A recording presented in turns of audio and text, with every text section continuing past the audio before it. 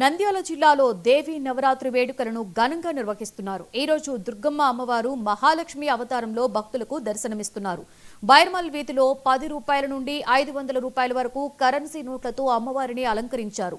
గిర్నాథ్ సెంటర్లో నాణాలతో అమ్మవారిని అలంకరించారు. 8 ఏళ్లుగా దసరా నవరాత్రుల్లో అమ్మవారి విగ్రహాన్ని ప్రతిష్ఠించి ప్రత్యేక పూజలు నిర్వహిస్తామని నిర్వాహకులు తెలిపారు.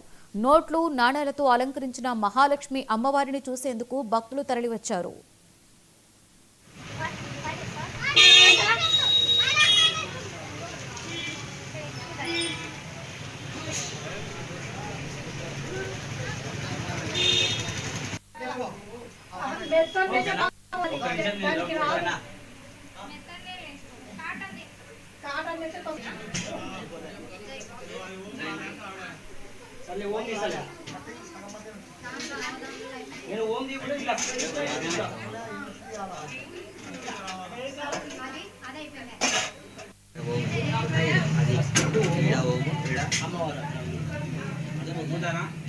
ఎన్నికలు ఎవరో కనపడ్డానులే.